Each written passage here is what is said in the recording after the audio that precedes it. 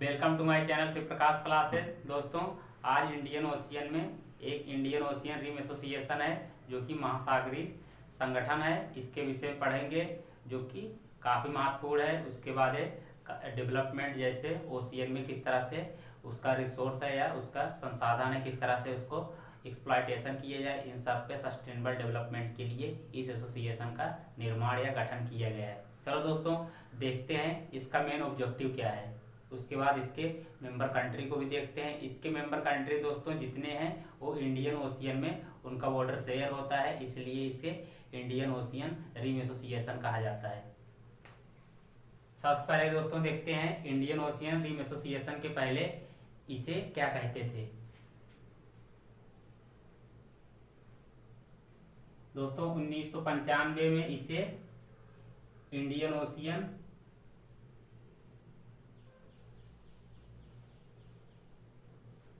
Indian ocean initiative के नाम से इंडिया, मैं दोस्तों शॉर्ट में लिख रहा हूं, साउथ अफ्रीका और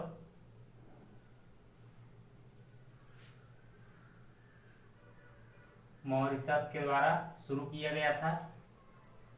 उसके बाद 1997 में इसका नाम बदल कर रख दिया गया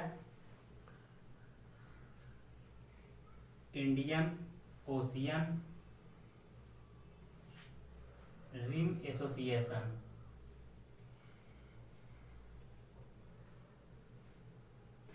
रिम एसोसिएशन इसका नाम बदलकर 1997 में रख दिया गया। दोस्तों इसे शॉर्ट में आयोरा कहा जाता है। आयोरा का मतलब होता है इंडियन ओशियन रिम एसोसिएशन। दोस्तों शुरू तो किया गया था 3 देशों के द्वारा, इंडिया, साउथ अफ्रीका और मॉरिशस के द्वारा, लेकिन 1997 में इसका नाम बदलकर रख दिया गया इंडियन ओशियन रिम एसोसिएशन। दोस्तों वर्तमान में इसमें 23 सदस्य हैं। वर्तमान में इसके 23 मेंबर हैं।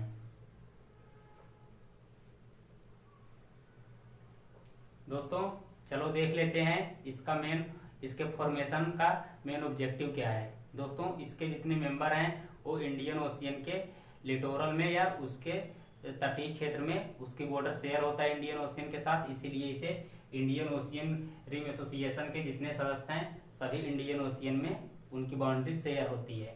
दोस्तों सबसे पहले इसका हम ऑब्जेक्टिव देखेंगे, उसके बाद इसका मेंबर कंट्री के नाम भी देखेंगे।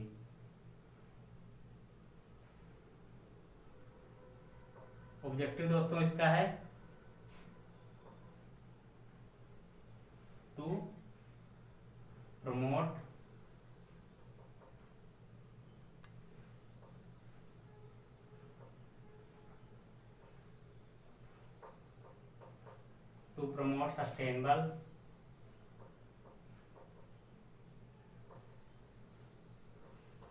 sustainable use of ocean resource. दोस्तों इसका मेन ऑब्जेक्टिव है टू प्रमोट करना है एक सतत तरीके से जो ओशियन या महासागर के संसाधन होते हैं, जैसे मछली पकड़ना होता है। उसके बाद दोस्तों समुद्र से, महासागर से हमको बहुत संसाधन मिलते हैं, जैसे वहां से क्रोमियम या ये सब कोबाल्ट का भी माइनिंग किया जाता है। डीप ओशियन सी इसे कहते हैं, डीप ओशियन माइनिंग कहा जाता है। इन सब का एक सस्टेनेबल तरीके से किया जाए जिससे ओशियन में और दूसरे जीव पर इसका बैड इफेक्ट या बुरा असर न पड़े, इसलिए इसे दोस्तों प्रमोट करना है to promote sustainable use of ocean resource. दोस्तों आप लोग इसे नोट डाउन कर लीजिए। दोस्तों उसके बाद इसके ऑब्जेक्टिव देख रहे थे, इसके जितने ऑब्जेक्टिव हैं 4-5 पूरा देख लेते हैं। ऑब्जेक्टिव जितने हैं फोकस करना है दोस्तों इसका focus on blue economy.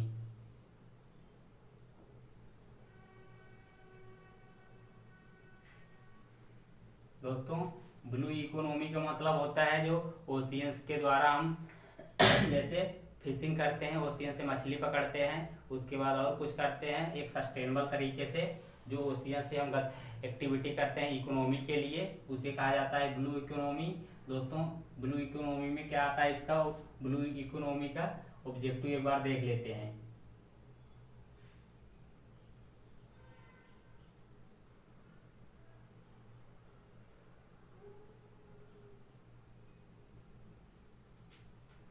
To exploitation of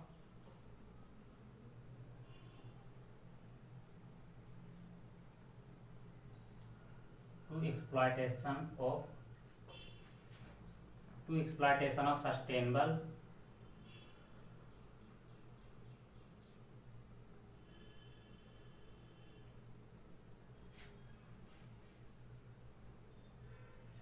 manner of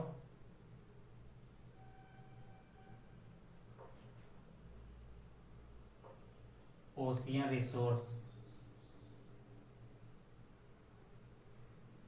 दोस्तों मैं इसकी हिंदी बता रहा हूँ आप लोगों को।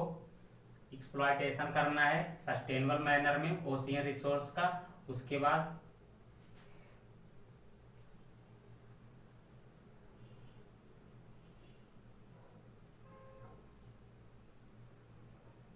To distribute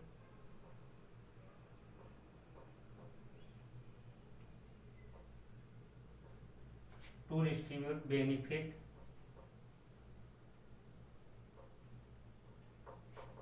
among coastal community।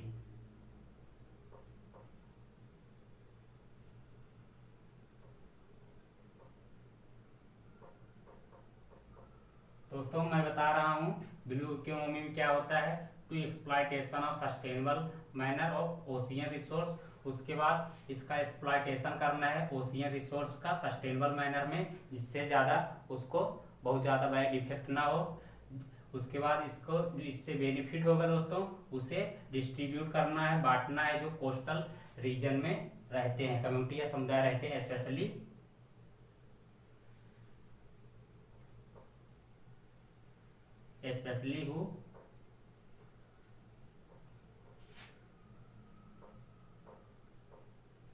who engaged in fishing. दोस्तों जो इससे बेनिफिट होगा इंडियन ओशियन की रिसोर्स से, उसे बांटना है जो कोस्टल कम्युनिटी या तटीय क्षेत्रों में लोग समुदाय रहते हैं उनके बीच में, स्पेशली जो मुख्य रूप से मछली पकड़ते हैं समुद्र इंडियन ओशियन में या महासागर में, उनके बीच इस बेनिफिट को या लाभ को शेयर करना है। दोस्तों मैं इसे इरेज कर रहा हूँ, उसके बाद मैं दूसरा लिखूंगा। दोस्तों आयोरा का ऑब्जेक्टिव देखेंगे, फोकस ऑन ब्लू इकोनॉमी हो गया, डाइजेस्टर,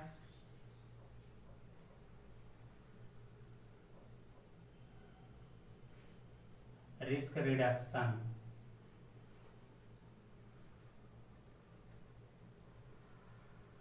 दोस्तों जो बहुत ज़्यादा जैसे कहते हैं दोस्तों डाइजेस्टर आता है, उसको रिस्क करना। डाइजेस्टर में दोस्तों जैसे भूकंप हो गया या चक्रवात आ गया, इन सब के लिए रिस्क जो होता है उसे किस तरह से कम किया जाए, इसका भी पार्ट ऑब्जेक्टिव है। टू प्रमोट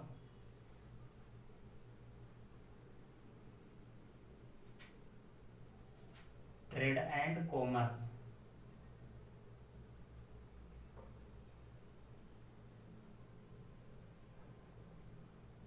दोस्तों व्यापार और कॉमर्स को प्रमोट करना है एमंग मेंबर कंट्री, जितने इसके सदस्य हैं उनके बीच में दोस्तों इसको प्रमोट करना है।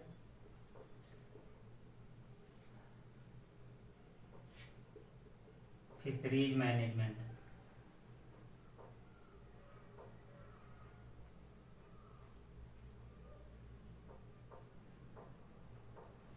फिशरीज मैनेजमेंट करना है दोस्तों अनसस्टेनेबल मैनर में। ओशियन में मछली नहीं पकड़ना, नहीं उससे बहुत ज़्यादा हमारे जो मछली की स्पीसीज होती है, प्रजाति होती है, नष्ट हो जाती है, जिससे कोस्टल रीजन में रहने वाले लोगों के लिए उनका लाइवलीहुड या जीविका ठीक से नहीं चल पाता है, बिल्कुल उनको परेशानी आती है। इसलिए फिशरीज का, जो फिशरीज पकड़ते हैं, मछली पकड़ते हैं समुद्र में, उनका एक सस्टेनेबल तरीके से पकड़ा जाए।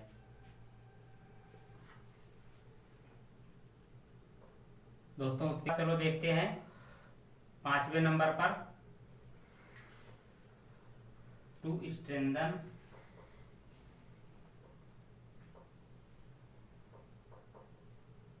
Strengthening research and development.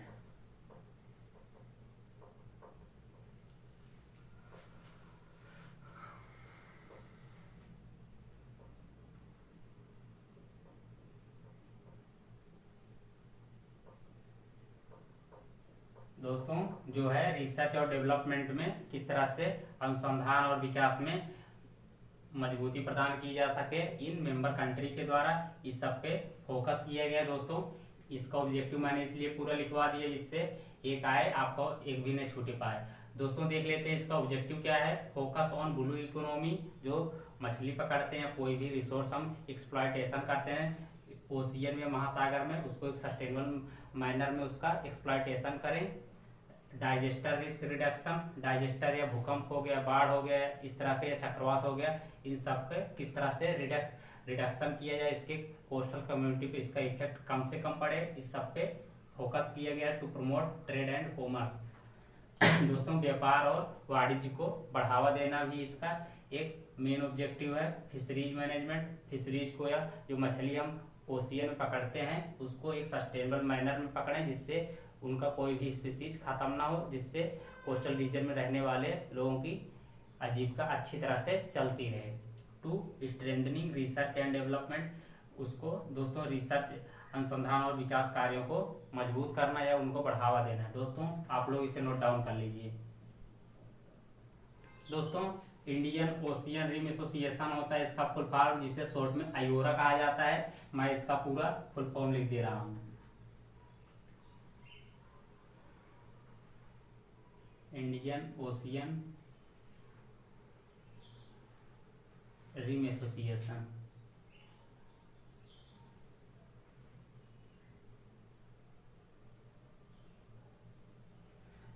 दोस्तों मैं इसे फुल फॉर्म लिख दे रहा हूं क्योंकि कभी कभार इसका फुल फॉर्म भी पूछ लिया जाता है। इसका फुल फॉर्म होता है इंडियन ओशियन रिम एसोसिएशन। अब इसके मेंबर कंट्री देख लेते हैं।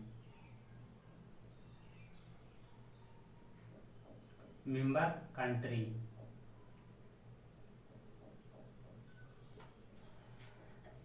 दोस्तों मेंबर कंट्री में पहले हम अपने पड़ोसी देश या भारत से शुरू करेंगे।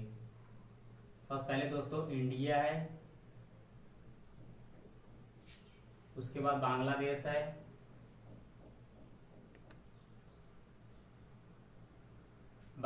है, उसके बाद दोस्तों थाईलैंड है,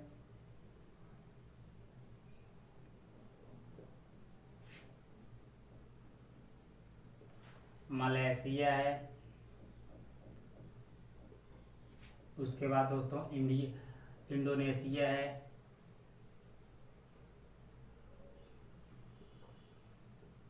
सिंगापुर है दोस्तों, उसके बाद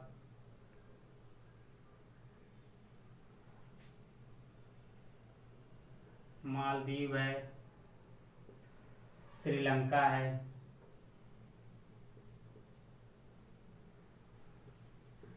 ऑस्ट्रेलिया है दोस्तों, उसके बाद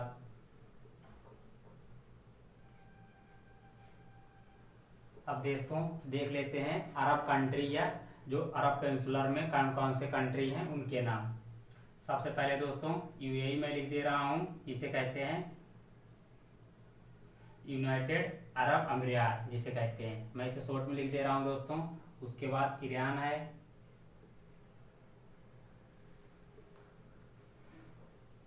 यमन है दोस्तों, उसके बाद ओमान है, उसके बाद अब देख लेते हैं दोस्तों जो अफ्रीकन कंट्री इसमें कौन कौन सी हैं। सोमालिया है, केनिया है,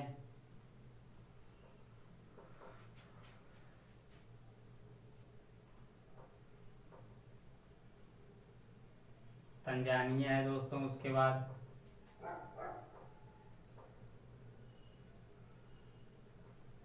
मोजाम्बिक है, मोजाम्बिक है। उसके बाद दोस्तों मैं शॉर्ट में लिख दे रहा हूँ, साउथ अफ्रीका है,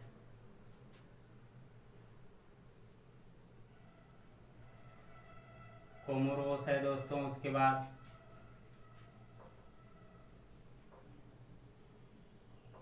मॉरिशस है, उसके बाद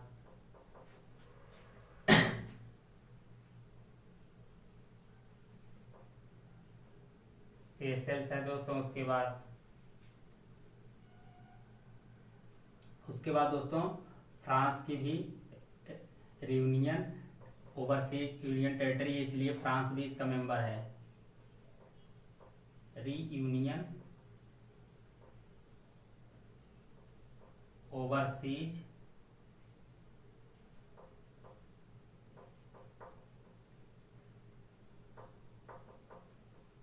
दोस्तों देख लेते हैं, फ्रांस भी इसका मेंबर है क्योंकि इसमें 23 मेंबर कंट्री हैं, 23 मेंबर कंट्री हैं दोस्तों।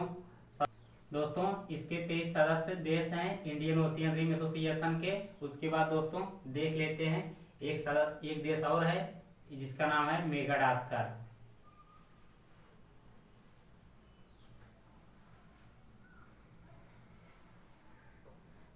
जो कि अफ्रीकन कंट्री का देश है दोस्तों। मैं एक बार आपको इसे पूरा काउंट करवा दे रहा हूँ। इंडिया 1 हो गया, बांग्लादेश 2 हो गया, थाईलैंड 3 हो गया, मलेशिया 4 हो गया, इंडोनेशिया 5 हो गया, सिंगापुर 6 हो गया, मालदीव 7 हो गया। उसके बाद दोस्तों मालदीव 7 हो गया, श्रीलंका 8 हो गया, ऑस्ट्रेलिया 9 हो गया, यूएई 10 हो गया, ईरान 11 हो गया, यमन है दोस्तों, यमन 12 हो गया, ओमान 13 हो गया, सोमाली 14 हो गया, केनिया 15 हो गया, तंजानिया 16 हो गया, मोजाम्बिक 17 हो गया, साउथ अफ्रीका 18 हो गया, कोमोरोस 19 हो गया, मॉरिशस 20 हो गया, सेशल्स 21 हो गया, फ्रांस 22 हो गया, मेडागास्कर 23। दोस्तों इसके 23 सदस्य हैं। मैंने आपको एक बार पूरा काउंट करवा दिया हूँ। एक बार चलो दोस्तों फिर देख लेते हैं इसके सदस्य कौन कौन से हैं। इंडिया है, बांग्लादेश है, थाईलैंड है, मलेशिया है, इंडोनेशिया है, सिंगापुर है। दोस्तों आप इसे ऐसे समझ सकते हैं, मैंने इससे पहले जो वीडियो बनाया था एशियन का, उसमें 4 कंट्री हैं, इंडोनेशिया, मलेशिया, सिंगापुर, थाईलैंड, उसके 4 सदस्य हैं। उसके बाद इंडिया और बांग्लादेश इसके सदस्य हैं दोस्तों। मालदीव है, श्रीलंका है, ऑस्ट्रेलिया है, यूएई है। दोस्तों मैं जो जैसे देश हैं जिसके पास में है, पड़ोसी देश हैं, उसी तरह से एक क्रम से लिखा हूँ जैसे आपको लर्न करने में या उसे मेमोराइज करने में आसानी रहे। अब देख लेते हैं दोस्तों, ईरान हो गया, यमन हो गया, ओमान हो गया, ये सब दोस्तों यूएई हो गया, ये सब एक पड़ोसी देश हैं। अब उसके बाद देखते हैं अफ्रीका महाद्वीप में कौन कौन से देश इंडियन ओशियन रिम एसोसिएशन के सदस्य हैं। सोमालिया है, केनिया है, तंजानिया है, मोजाम्बिक है, साउथ अफ्रीका है, कोमोरोस है, मॉरिशस है, सेशल्स है, फ्रांस है, मेडागास्कर है। दोस्तों आप लोग इसे नोट डाउन कर लीजिए। दोस्तों उसके बाद एक छोटा सा ग्रुप है G4 के विषय में देख लेते हैं। इसका नाम है ग्रुप 4। इसमें 4 कंट्री हैं, ब्राजील है, इंडिया है,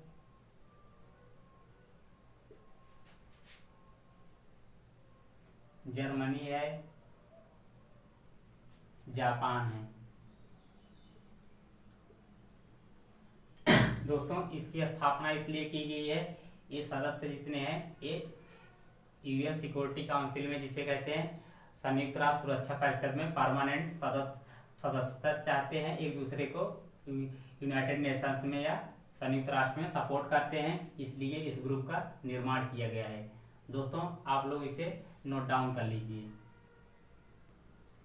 दोस्तों जितना अभी तक मैंने इंटरनेशनल ऑर्गेनाइजेशन पढ़ाया हूँ उसके बेस पे एक क्वेश्चन बनाया हूँ। Brazil and India which of following association member, Brazil और भारत किस एसोसिएशन के सदस्य हैं। G4, उसके बाद है Brazil, Indian ocean rim association, south Asian association, regional cooperation है। दोस्तों अब देखते हैं कौन से इसके मेंबर हैं या नहीं हम G4 के, ब्राजील और इंडिया। दोस्तों इसमें मैंने पहला दिया हूँ 1 और 2 ओनली, उसके बाद दिया हूँ दूसरा 1 2 3 इसमें से, उसके बाद 1 2 3 4, उसके बाद नाउन ऑफ एबव। मैंने दोस्तों दिया हूँ इसलिए कि जैसे पहले क्वेश्चन एग्जाम में आता है तो आपको मेमोराइज हो गया, दिमाग में पूरी तरह से होगा, तभी ये क्वेश्चन बन पाएगा, नहीं तो नहीं बन पाएगा।